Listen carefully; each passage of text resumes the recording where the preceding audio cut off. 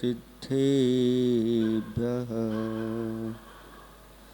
निर्मल जल सामान्य है जिनका, चंदन से है दियो वचन। अक्षत सम अक्षत है श्रद्धा, सुमनों सा सुंदर है तन। नैवेद्य चरित्र जान है दीपक, वसु विधि करते धूप दहन। ध्यान सुफल है अर्घ समाधि, मुनिवर तुमको नित्य नमन। अनर्घ्य पद को पाने गुरुवर, मेरा अर्घ्य समर्पित है। एक जीवन क्या सौ सौ जीवन, गुरुवर तुम्हें समर्पित है। ऋषिवर तुम्हें समर्पित है। देवादिदेव 1008 कैवल्य कमलापति श्री आदिनाथ भगवान की। देवादिदेव 1008 चैतन्य चमत्कारी चिंतामणि पार्शनाथ भगवान की। देवादिदेव 1008 वर्तमान शासन नायक महावीर भगवान की। परम पूज्य 108 आचार्य पेवर गुरुवर श्री विद्यासागर जी महामुनिराज की। 3,9 करोड़ मुनिराजों की।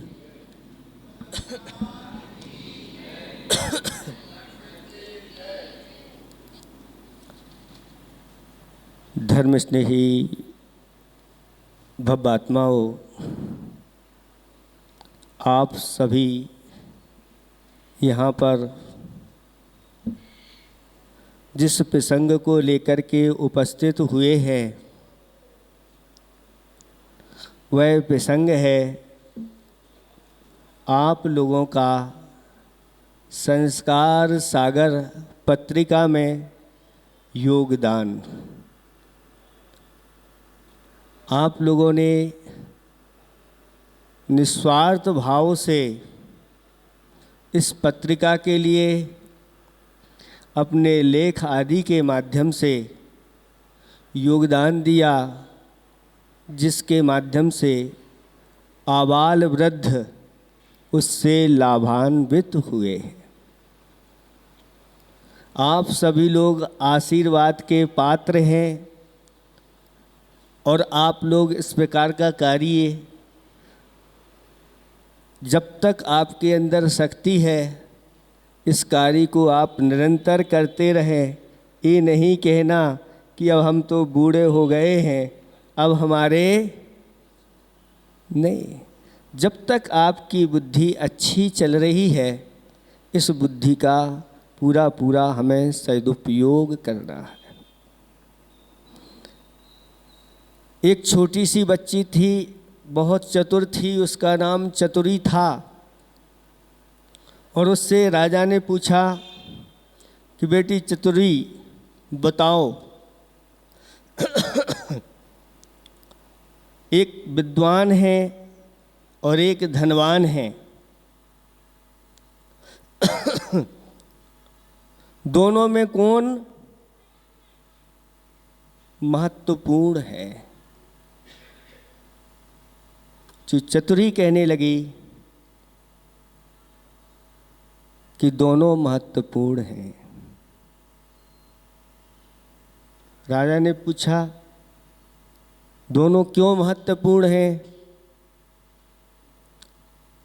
तो वह बच्ची कहती है, अगर विद्वान अपनी बुद्धि का सदुपयोग करते हैं तो उसके माध्यम से परोपकार होता है, और परोपकार के माध्यम से बहुत सारे जीवों का हित तो होता ही है, और उसमें अपना हित भी छिपा रहता है।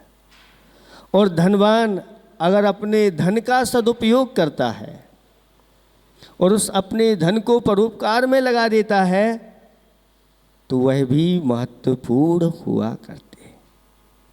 लेकिन अगर विद्वान और धनवान, विद्वान अपनी बुद्धि का और धनवान अपने धन का सदुपयोग नहीं करते हैं तो वह बुद्धि, वह धन पाप के लिए कारण बन जाता है और अपना अहित भी कर देता है।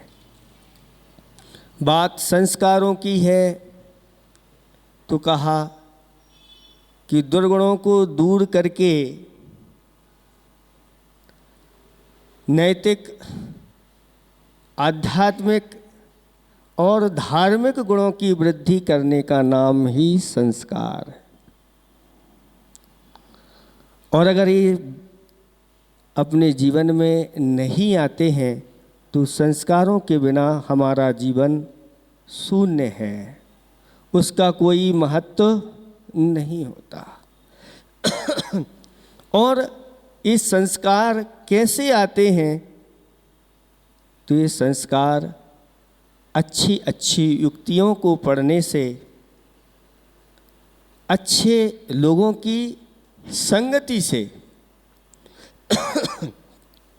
हमारे पास सब कुछ अच्छा है लेकिन अगर संगति अच्छी नहीं है तो जो सुख, शांति और आनंद मिलना चाहिए वो नहीं मिल पाता। आचार्य भगवंत ने एक बार उदाहरण दिया था कि एक बीमार व्यक्ति एक वैद्य के पास, योग्य वैद्य के पास पहुंचा। कमज़ोर था, शारीरिक कमजोरी बहुत थी। वैद्य को अपना हाथ दिखाया और सब स्थिति बता दी। वैद्य ने अच्छी पुड़िया तैयार की और कहा कि इसको हलवे के साथ लेना है। सारी विधि हलवे की भी बता दी कि किस प्रकार से कौन सी वस्तु कहाँ कैसी रहेगी। और उसने जाकर के उसी प्रकार से वह कार्य किया, हलवा तैयार किया और उसमें दवाई मिलाई। और जैसे ही वह लेने के लिए तैयार हुआ लेकिन वह अंदर नहीं जा रहा है। जैसे तैसे करके कुछ उसने अंदर कर लिया और दिन भर उसको शांति के स्थान पर अशांति मिली। और वह विचार करने लगा कि वैद्य जी ने जैसा बताया था वैसा ही मैंने किया है और ये तो विपरीत परिणाम इसके देखे जा रहे हैं। दूसरे दिन वह वैद्य जी के पास पहुंच जाता है, सारी बात बताता है। वैद्य जी भी कहते हैं बताओ कैसे कैसे किया था, ऐसा ऐसा किया था। तो वैद्य जी कहते हैं तो सब व्यवस्थित किया है, फिर इस प्रकार का हुआ क्यों? तो वैद्य जी ने कहा ऐसा करो, जिन वस्तुओं में वो सामग्री रखी थी उन वस्तुओं को लेकर के आओ। और सारी सब चीज़ें वैद्य जी ने देखी और एक डिब्बी थी और उस डिब्बी में केसर रखी हुई थी। और वह व्यक्ति कहता है मैंने ये केसर डाली है। वैद्य जी कहते हैं डिब्बी दिखाओ। और जैसे ही डिब्बी हाथ में ली तो अलग ही प्रकार की गंध उस डिब्बी में से आ रही थी। वैद्य जी ने कहा ये किसकी डिब्बी थी पहले? तो वह कहता है पहले इस डिब्बी में हींग रखी हुई थी और उसी में केसर रख दी गई तो केसर भी क्या हो गया? संगति का प्रभाव ऐसा होता है कि केसर की अब वो गंध समाप्त हो गई और हींग ने अपना प्रभाव डाल दिया। बंधे दिकौ पायणाम कौचे, एक सूत्र आता है कि जो दो अधिक गुण वाले होते हैं या द्वधिकादि गुणानुतु, इस प्रकार के सूत्र आते हैं, वो अपने रूप में परिणमन करा लेते हैं। 100 शूला वाले हैं और एक असूला का है। 100 के 100 शूला के मिलकर के एक असूला वाले को शूला का नहीं बना सकते, लेकिन एक है और एक सबको असूला में कर देता है। एक चम्मच दही है और एक टंकी घी है, एक टंकी दूध है वह पूरा का पूरा दूध मिल कर के भी एक चम्मच दही को दूध नहीं बना सकता, लेकिन वह एक चम्मच दही पूरे के पूरे दूध को दही बना देता है, खट्टा कर देता है।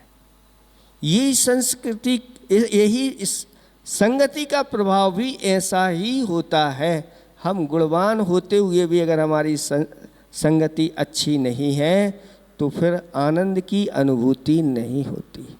तो संगति से भी संस्कार बनते हैं। इसलिए आचार्य भगवंतों ने कहा कि अपनी संगति को पहले सुधारो। अगर साधु की संगति में आप आ जाते हो तो संस्कार देने की आवश्यकता नहीं, आपके ऊपर वैसे ही प्रभाव पड़ता है। एक अखबार में लेख आया था कि एक जैनेतर व्यक्ति 30 साल से उसने पैरों में किसी प्रकार के जूते चप्पल नहीं पहने, और फिर उसमें नीचे लिखा हुआ था कि आचार्य भगवंत गुरुदेव एक बार उस नगर से निकले थे और उस व्यक्ति ने देख लिया कि इन्होंने सब कुछ त्याग कर दिया है जीवन पर्यंत के लिए क्या मैं इनको देख कर के जीवन पर्यंत के लिए जूते चप्पल नहीं त्याग कर सकता? उनको देख कर के ही उसने जूते चप्पल का त्याग कर दिया और पैदल चलता है। और जब इसलिए उसने पैदल चलना जूते चप्पल का त्याग किया था कि जूते चप्पल पहन करके अगर हम चलेंगे तो नीचे नहीं देखने की ज़रूरत होती है, क्योंकि हमारी सुरक्षा है। लेकिन अगर हम जूते चप्पल का त्याग कर देंगे तो फिर हमारी दृष्टि नीचे रहेगी, और नीचे दृष्टि डाल करके चलेंगे तो जीवों की रक्षा होगी। इसलिए उस जैनेतर भाई ने ऐसे महान गुरु को देख करके त्याग कर दिया। तो ये जीवंत एक साधु जो होते हैं, संस्कारवान जो होते हैं, वो एक जीवंत पत्रिका होते हैं, और उनको देख करके ही बहुत सारे लोग लाभ उठा लेते हैं, संकल्पित हो जाते हैं। हमें भी पता नहीं रहता कौन कब कहाँ से, लेकिन कई बार जब गाँवों से निकलते हैं तो लोग खड़े रहते हैं और आपस में चर्चा करते हैं कि आज धर्म जीवंत है तो ऐसे ही इन संतों के द्वारा ही जीवंत है, नहीं तो उन्होंने कोई पत्रिका नहीं पढ़ी, किसी को पढ़ाया नहीं लेकिन इस प्रकार के संस्कार रहते हैं तो बहुत बड़े काम हो जाते हैं। 2 प्रतिमाधारी भी आचार्य भगवंत कहते हैं अगर अपनी आगम के अनुकूल वह चर्या करता है और ऐसा ब्रह्मचारी अगर पैदल पैदल चलता है तो गांव के लोग जाकर के उसकी आगवानी करने के लिए आ जाते हैं। हाँ, अनेक प्रकार के भैया लोग हुए और ऐसे संकल्प हुए ब्रह्मचारी सुमन भैया का और अभी एक और महाराज तैयार हुए हैं, शाश्वत सागर जी, इस प्रकार से। और अगर भैया जी गाड़ी में बैठ करके जाते हैं तो भैया कब आए हैं और कब चले जाते हैं किसी को पता ही नहीं रहता। तो इस संस्कारों की बात है। सभी विद्वानों को हमारा ये कहना है, आप लोगों की इस प्रकार की लेखनी चलती रहना चाहिए परोपकार के क्षेत्र में। और अभी जो एक बात आई थी कि इस भारतवर्ष में एक विकृति आने वाली है, उस विकृति को आने नहीं देना। आप लोग अपने लेखों के माध्यम से अभी से ही अपनी बात उठाना प्रारंभ कर देना, क्योंकि वह संस्कृति भारतीय संस्कृति नहीं, वह एक विकृति है। और जब ऐसी विकृति आएगी तो ऐसी विकृति तो पशुओं में भी नहीं देखी जाती जो मनुष्यों में लागू की जाती है। आप पशुओं की प्रवृत्तियां देख लो, उनमें भी इस प्रकार की कुप्रवृत्तियां नहीं देखी जाती। और आप मनुष्यों में लागू करना चाहते हो तो आप लोग है ना फिर त्रियंचों से भी गए बीते हो जाओगे। आप लोग फिर नारकीय गुणों से युक्त हो जाओगे, ऐसी स्थिति आ जाएगी। इसलिए आचार्य श्री ने लिखा है, बिना विवाह क्या प्रवाहित हुआ? धर्म प्रवाह। इस भारत भूमि पर जब भोग भूमि थी उस समय विवाह नहीं होता था, और भोग भूमि में जब तक विवाह पद्धति नहीं आई तब तक धर्म का प्रवाह नहीं हुआ। और जैसे ही नाभि राय और मरुदेवी का विवाह है, इंद्रों ने आकर के वो व्यवस्था बनाई, और जब दोनों का विवाह संस्कार हुआ तो उससे ऐसी संस्कारित संतान उत्पन्न हुई जो तीनों लोकों के पालन करने में समर्थ। ऐसे आदिनाथ भगवान का जन्म हुआ और उन्होंने धर्म का संचालन किया। धर्म का प्रवाह तभी से प्रारंभ हुआ।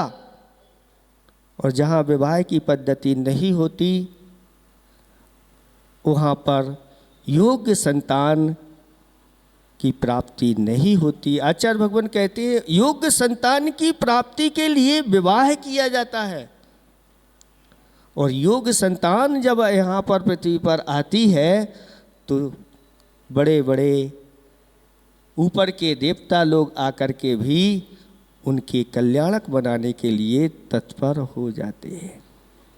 इसलिए इन संस्कारों को हमें सुरक्षित रखना है, तो अपनी बात बार बार उठाना है और इस चीज़ को लागू नहीं करना। अगर हो भी जाए कलयुग की वजह से तो आप लोगों को किसी प्रकार से स्वीकार नहीं करना। समय बहुत हो गया है, हम तो आप लोगों के लिए इतना ही आशीर्वाद देंगे। आप लोग ऐसे ही अच्छे कार्यों को निरंतर करते चले जाओ। इसमें किसी प्रकार का कोई आप लोगों की भावना नहीं थी कि हाँ हमें इस प्रकार के उपाधि आदि मिले, लेकिन फिर भी इतने वर्षों से आप निरंतर इस प्रकार का अपना योगदान दे रहे हैं। ये इनकी तरफ से तो ये आपके लिए ये दे दिया गया है, लेकिन वास्तव में जो गुरुओं का आशीर्वाद होता है वही बहुत बड़ा आप लोगों का सम्मान। कहते हैं अपने आप में गुणों को प्रकट करने ला ही अपना सम्मान हो जाता है। गुणवान का कहीं सम्मान करने की जरूरत नहीं, वह स्वयं अपने आप में सम्मानित होता रहता है। इतना ही हम पर्याप्त समझते हैं। आचार्य भगवंत के लिए एक हाइकू कह के फिर समाप्त करेंगे। बे ऊर्ध रेता, बे ऊर्ध रेता, मूक माटी प्रणेता, धर्म के नेता। बे ऊर्ध रेता, जिन्होंने अपनी शक्ति को ऊर्ध गति प्रदान की है। मूक माटी प्रणेता, ऐसे जिन्होंने मूक माटी की रचना की है। ऐसे ही वह धर्म के नेता यानी धर्म के अध्यक्ष है। एक व्यक्ति को मुनिराज के द्वारा कवि था और मूक माटी प्रदान की, और जब उसने मूक माटी पढ़ना प्रारंभ किया तो 24 घंटे में पूरी की पूरी मूक माटी उसने आत्मसात यानी अंदर उतार ली। उसने फिर अपनी एक पुस्तक लिखी 24 घंटे में। आप देखें आपकी ललक कितनी है उस मूक माटी के प्रति, और उस व्यक्ति ने जब चालू की तो छोड़ी नहीं, 24 घंटे में मूक माटी पूरी कर दी और उसको पढ़ करके एक पुस्तक लिखी, ऊर्ध रेता। जैन नहीं था, जैनेतर बंधु थे, लेकिन आचार्य भगवान की मूक माटी पढ़ करके ऐसा लिखा, वह सामान्य नहीं है, वह वास्तव में मूक माटी का जो गहराई से अध्ययन कर लेता है उसके लिए स्वर्ग का और मुक्ति का वह सोपान है। और जो